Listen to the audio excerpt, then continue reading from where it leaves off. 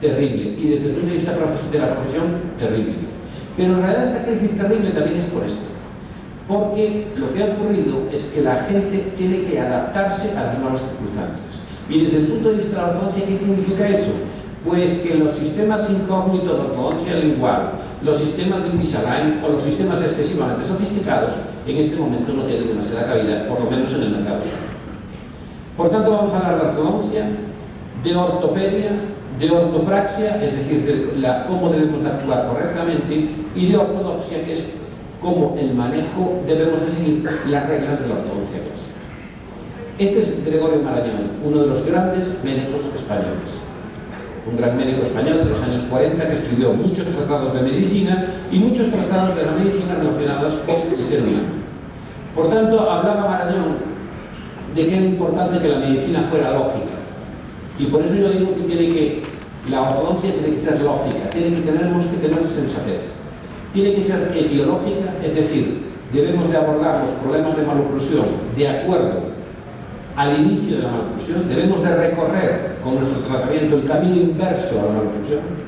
Debe ser ecológica, es decir, respetando el medio ambiente y sobre todo utilizando los aparatos de ortodoncia que nos dio Dios, es decir, los labios, la lengua, los músculos, la fuerza masticatoria. Esos tenemos que ser nuestros aliados. Y tecnológica, evidentemente, porque si no, no estaríamos hablando de alambres superelásticos, de alambres térmicos, de la introducción del bracket Synergy, de los nuevos modelos de Synergy, etc. Bien, voy a empezar también. Eric Burrows, que es el vicepresidente de la próxima, el director general de ventas del mundo, que me acompañaba en el viaje, me decía ayer, ¿cómo vas a empezar el curso mañana? Igual que empezaste en Colombia. Y no, voy a hacer un pequeño cambio. ¿Y qué cambio hago? Pues cuando hablaba la doctora Velarde hace un momento de la técnica de Damon. Yo he conocido al doctor Damon, de hecho tuve el placer y el honor de dirigir una mesa redonda en España hace 2 años en que participaba el doctor Damon, y yo creo que el doctor Damon, como la técnica de Damon, es una técnica excelente. Quizás lo que puede ser la técnica de MBT, como puede ser la técnica de Rickes, etc. Quizás una pequeña crítica, y es que cuentan demasiadas cosas como que los alambres y los brackets lo solucionan todo, que no hace falta hacer extracciones y que la ortodoncia es sencilla, o la ortodoncia no es sencilla. A mí cuanto más, yo me preocupo mucho, bastante, por mis pacientes, por mis casos, la ortodoncia es muy difícil.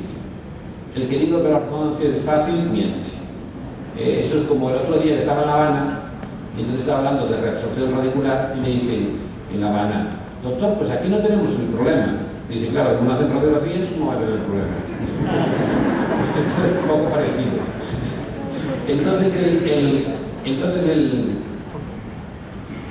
Lo que quiero decir es que una de las cosas que se puede decir es, no, ya no hace falta el control modal, ya no hace falta barras operativas, ya no hace falta, no es cierto. Hay partes de la ortodoncia que siguen siendo fundamentales, haya la técnica que haya. Y por tanto, la piedra angular por la que debe empezar todo curso de ortodoncia es por la que debemos de empezar en todo tratamiento, que es por el control del primer molar superior. El control del primer molar superior, tanto en el plano transversal, es decir, saber si este primer molar superior está correctamente posicionado, si tenemos una compresión maxilar, una mordida cruzada. Tenemos que tener un control molar en el sentido vertical, en el sentido de la rotación y en el sentido de la posición sagital o mesodistal. Por tanto, para nosotros es muy importante todo esto. ¿Y qué es esto? Pues es simplemente cómo debe estar encajado el molar. Es decir, debemos tener un molar que esté el surco con relación a la cúspide, como todos saben. Es muy importante que este punto, es decir, que la cara que la cúspide distal del molar sea el punto más bajo de la curva de Spee de toda la arcada. Es muy importante que esté más bajo de distal que del mesial. El contacto entre el 6 superior y el 7 inferior es, como decía Andrews, clave en el desarrollo en el encaje de las oclusiones. Especialmente es muy importante cuando acabamos de corregir una clase 2, porque es lo que nos va a garantizar la estabilidad de la posición molar en ese paciente. Y por tanto, cuando nosotros tenemos una maloclusión, hacemos un tratamiento de ortodoncia, veremos después cómo, es importantísimo fijarse en la piedra clave para nosotros. ¿Y cuál es nuestra piedra clave? O nuestro elemento clave, el segundo premolar superior. El segundo premolar superior debemos de finalizar el tratamiento, debe estar sentado, acostado sobre el primer molar inferior. Es decir, esta superficie de contacto es muy importante. Y además es un punto muy interesante para saber si estamos correctamente situados en el primer molar superior, porque si esto no está correctamente situado, significa que el primer molar superior no está correctamente situado, pero el primer molar superior es muy difícil de ver. ¿Por qué? Porque muchas veces tenemos bandas, brackets, tenemos tubos de cementados muy grandes, elásticos, alambres, y no podemos ver bien cuál es la situación real. Por tanto, tenemos que la llave de Angle era la que ya ustedes conocen. La de Andrews fue el contacto entre la cresta marginal distal del 6 y la cresta marginal mesial del 7, y llegamos ahora a la técnica, como decía Ricketts también, la piedra angular de relación molar es precisamente ver este contacto entre el 6 y el 7. Por tanto, ¿por qué es importante? Porque en determinadas situaciones, tenemos el aspecto de que este molar está bien situado, pero no es cierto. Es decir, necesitamos que el molar tenga un tipping, una inclinación distal, y esa inclinación distal es la que nos va a garantizar realmente que el tratamiento está siendo llevado correctamente. Es decir, ¿quién nos indica que el tipping del molar está correctamente? El segundo molar. Por tanto, es importante, incluso incluyendo también las situaciones en que hacemos extracciones, es decir, casos donde hacemos extracciones de primeros premolares y vamos a obtener lo mismo. Es decir, tenemos que dejar este segundo premolar encajado perfectamente. Por tanto, esta es la primera piedra clave o piedra angular de todo tratamiento de ortodoncia, el primer molar superior. Es decir, estos son los elementos con los que tenemos que trabajar. Por tanto, nosotros, en muchas ocasiones, el inicio del tratamiento lo vamos a realizar en función de cómo está ese primer molar superior. Ese primer molar superior está mesializado, ese primer molar superior está rotado. Tenemos que desrotarlo y tenemos que distalarlo. Entonces, para ello, nosotros utilizamos muchos aparatos.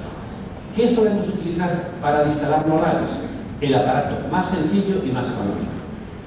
Y escapamos de los aparatos complejos y caros.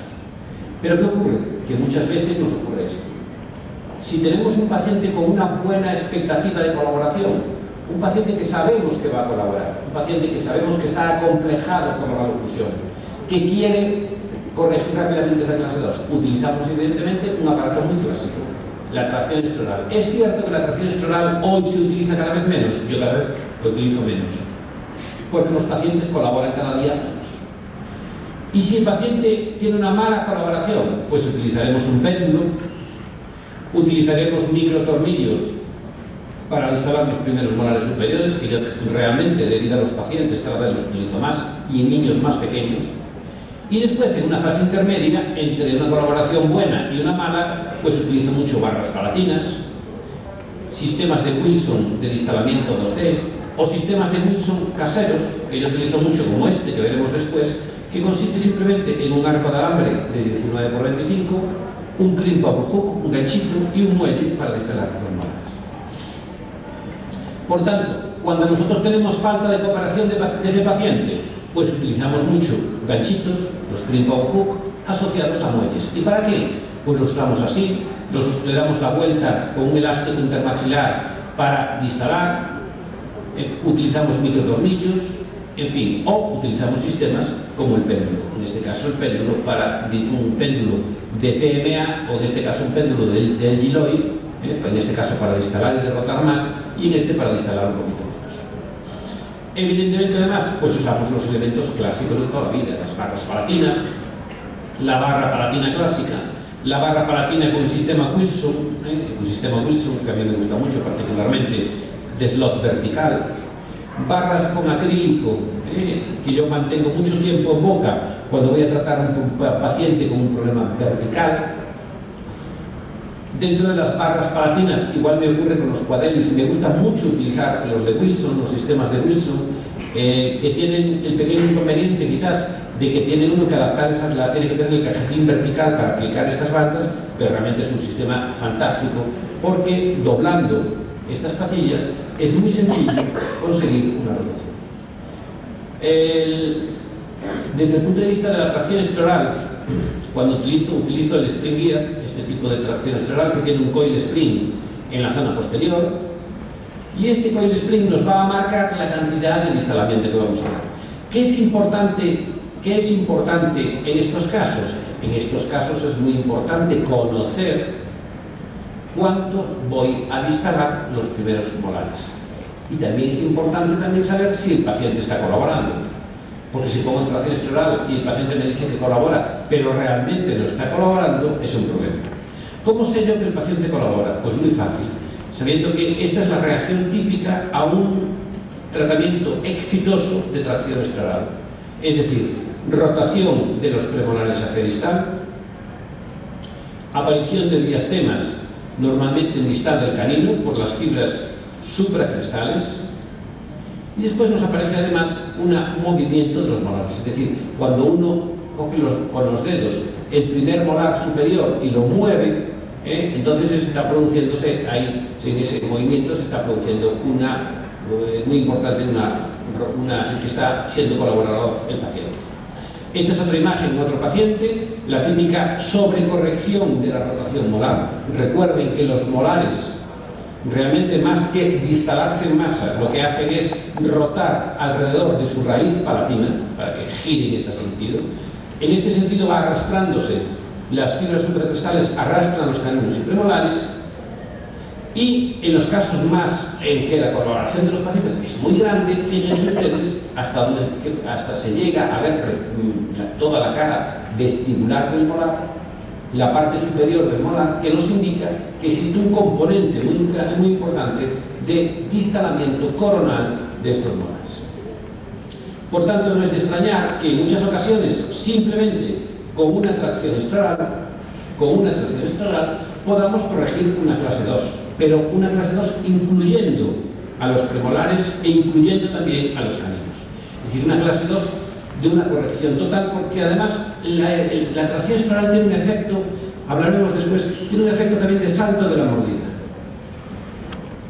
Y la tracción escleral no es un aparato, no es un aparato viejo, antiguo, ya más visto que el TVO. Es decir, más antiguo, sí y no.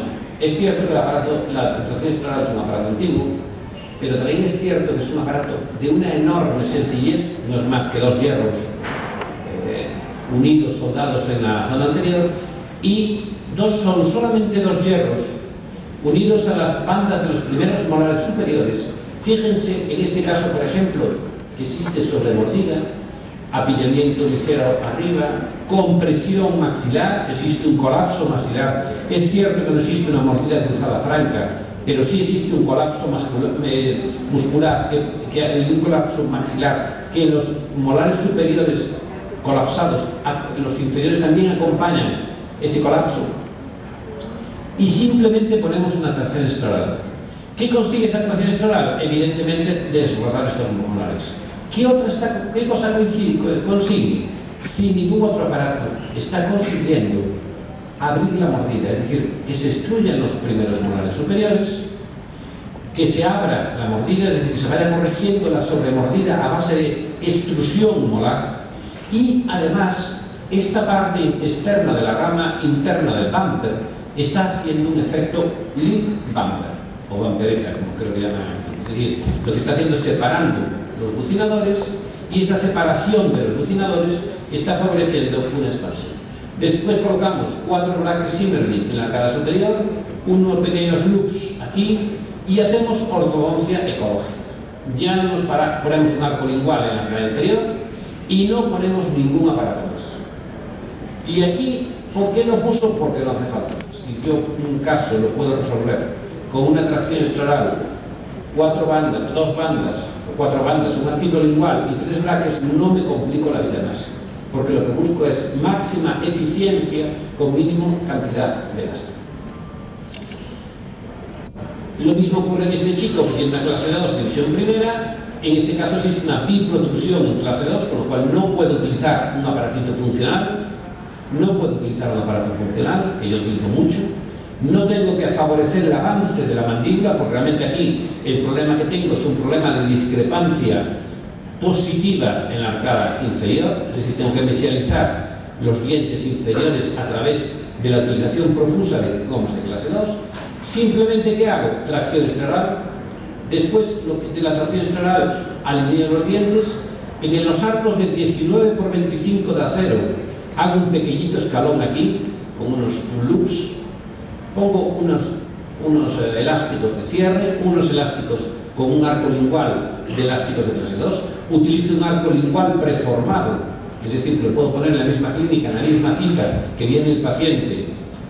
Un arquito preformado, que este arquito preformado, activándolo aquí, en el arquito de Wilson, activándolo aquí, puedo llevar los incisivos más hacia adelante y el caso acabar. Es decir, esto es un poco lo que yo quiero decir. Ortodoncia simple, ortodoncia ecológica. No empezar a poner desde el primer día braques en todo lo blanco que se ve en la boca. Es un poco la obsesión de cuando uno llega a los cursos de determinadas técnicas, hay que poner braques en todo, y braques en segundos molares, y braques con tubos en no sé cuánto. Ortodoncia lo más sencilla posible. Hacer la ortodoncia lo más etiológica posible. ¿Qué significa etiológica? Significa que tenemos que recorrer el camino inverso a la maloclusión.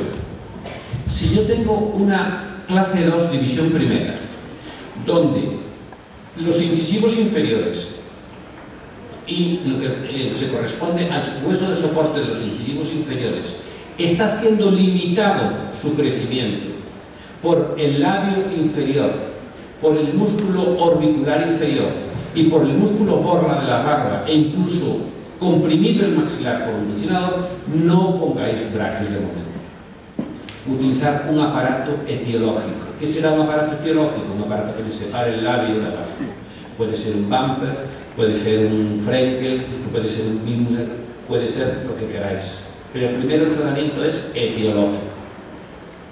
¿Por qué es importante el tratamiento etiológico? Pues es muy sencillo. Cuando hablemos de recidiva, ¿de qué vamos a hablar? Vamos a hablar de que todo recidiva. Esa es la resumen de la historia.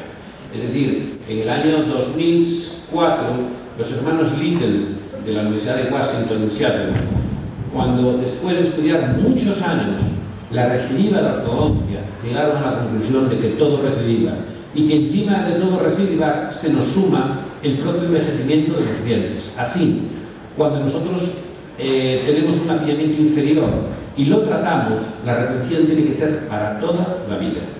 Y no solamente eso, sino que si no ponemos retención para toda la vida, la recidiva va a ser mayor que la maloclusión, mayor que la inicial del tratamiento, porque se va a sumar la vejez o el envejecimiento de la dentición. Si en cambio yo hago tratamiento etiológico, la capacidad de recidiva que voy a tener es mayor. Es cierto que recidivan las cosas con los aparatos fijos más que con los funcionales. Yo no lo sé, porque no hay evidencias científicas, porque no tenemos suficiente información. Pero yo en este momento, desde el punto de vista clínico, no tengo ninguna duda. Es decir, me vale siempre recidivar más una expansión producida por un quadratus o con un bracket que una expansión producida de manera pasiva al haber puesto un escudo que nos permite el efecto. Por tanto, etiológico es, vamos a tratar la etiología de los pacientes. Y tenemos que tener en todas las técnicas respuestas. Es decir, cada vez que alguien tiene una conferencia, como estoy yo ahora hablando, siempre pregúntenle cuál es la filosofía de su técnica sobre tal cosa. Porque para todo esto tiene que tener una respuesta. Por ejemplo, vamos a ver esta niña. Esta niña es un caso muy sencillito. Vemos que lo que nos llama la atención es que tiene una falta de espacio para este canino. Ven aquí que falta mucho espacio para este canino. Tiene una clase 2 con una rotación molar aquí, pero sobre todo donde es más evidente, evidentemente aquí es la clase 2. Bien, para ver si el problema de la paciente vemos que aquí tiene una desviación evidente de la línea media. Para saber de dónde procede el problema, al ir hacia atrás nos encontramos que afortunadamente estos dos son los dos incisivos. Aquí está el filtro, aquí vemos la parte media, y entonces ¿qué nos encontramos? Pues nos encontramos que efectivamente los dientes de arriba están desplazados hacia la izquierda. Recuerden que para saber si los dientes están centrados o no utilicen la cara ni la nariz. Se debe usar como punto de referencia el filtro. Y el filtro es que nos indica el punto medio con el signo de crujido de los dientes hacia dónde están los dientes. Bien. Por tanto, ¿hacia dónde están los dientes aquí? Evidentemente, lo que está desplazado es la arcada superior. ¿Y qué nos encontramos aquí? Nos encontramos los dos molares, eso sí, los dos rotados, pero se hace más evidente la rotación de este molar porque además nos encontramos que precisamente premolares y estos dos premolares son los que se han desplazado hacia adelante. Bueno, aquí no vemos nada interesante, solo vemos el canino, que parece que tiene una buena posición. Utilizamos la tele, yo utilizo mucho las teleradiografías para ver la posición del canino. Y entonces en una técnica tenemos que responder a si se puede instalar o no se puede instalar. Entonces yo le diría a ustedes, ¿quién de aquí utiliza, imagínense, Roth? Entonces diría, ¿cuál es la filosofía? No los brackets de Roth, yo digo la filosofía, es decir, cuando uno dice, yo utilizo una técnica, utilizar una técnica no es utilizar los brackets y los alambres de una técnica. Utilizar una técnica es utilizar la filosofía de esa técnica. Es decir, por ejemplo, si yo utilizo